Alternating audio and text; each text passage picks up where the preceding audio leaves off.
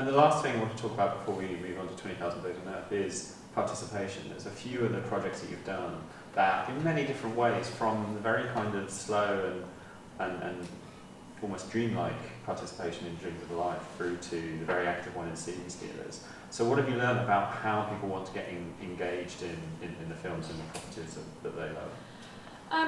First and foremost, that people are interested in participating, and often if they are compelled to participate because you're doing something that's quality, you're not basically saying click on this because it's a really cool advert that we want you to consume. You will get quite a passionate, at least kind of discussion going on, even if they're replying, that's a bit crap, I didn't like that film, you go, okay, it's fine, but you're interested, you're having a conversation about it. I'd much rather there be a conversation. And I think that what is really interesting is that from a creative perspective, you can design participation with your filmmakers that completely protects and in fact often encourages their authorship, and that doesn't detract. It doesn't necessarily, because digital, you automatically, some directors that I may go and talk to will go, well, that means interactive, therefore it means the loss of my voice.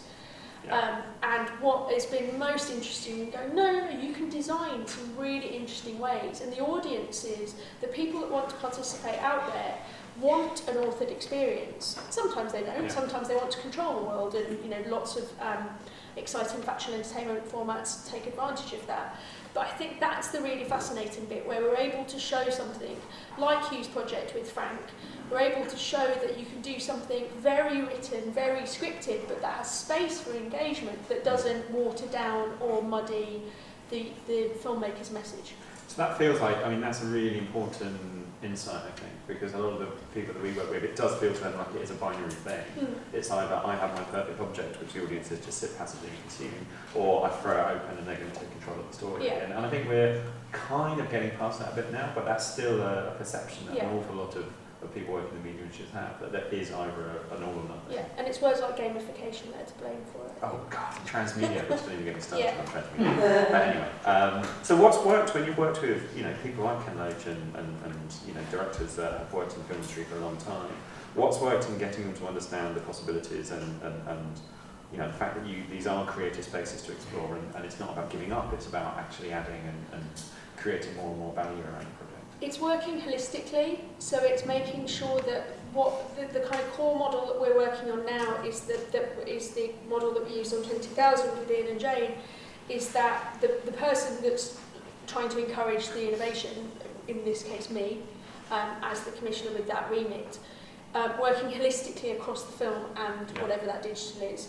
Because I think the minute that you have someone who walks into a room alongside we do some partner projects like this because of either the scale of the film or because of how the relationships work. The minute somebody walks in and their only bit of agenda is digital, that filmmaker doesn't have the relationship with them, they're not sure that this person has their vision at heart, and I think it's automatically saying, and by the way, this is some side stuff over here. And the fact that, for example, with Ian and Jane, being able to work and go, okay, I completely get your vision and that's what we're supporting. And what you're able to do is pull out threads of that to generate ideas around the film that can be part of that storytelling universe, that don't feel like they're a distraction, that don't feel like they are potentially, just give us your DVD extra clippings off the floor. But they're actually about mining what the filmmakers have had in their head often for decades. And that, someone like Ken Loach, it's been his entire life, basically. The Spirit 45 is essentially his political treaty. And saying to them, all that stuff that you're spending all this time honing down to a brilliant 90-minute documentary, if there are themes that you're desperate to keep hold of, how about we explore them in this space? And so that interesting, particularly for Ken, the thing that was important was connecting a younger generation to the story, because it was very easy to preach to the converted with Ken's film. And so it was about saying and a lot of the stuff that he feels is very important, like the NHS, like education, are almost now to us invisible services. We don't reckon, because we weren't there when they were created, we just assume that they'll sort of always be there. And so creating particularly the My 45 quiz was the thing that to some extent, he said, I have no idea what this all means, but it sounds like it's along the right lines. But to another extent, it was going, okay, so this is your vision in the film, and if we take that and put it here, and we build this stuff around it, does that sound like it's doing that job for you, that you feel like your film can't? And the minute you do that for the filmmaker, the more excited they get. It's about explaining its story. Exactly. Yeah, getting them exactly. And it's them understanding audience and user are the same person. Yeah. You're just using a slightly And again, that feels like a really important insight, getting people beyond the idea that technology is some kind of object that they don't understand, and getting people to realise it's about stories and audiences. Yeah. So a lot of it is about being a translator, and so working holistically across both worlds that feel like they're divided helps the teams understand that it's all one thing.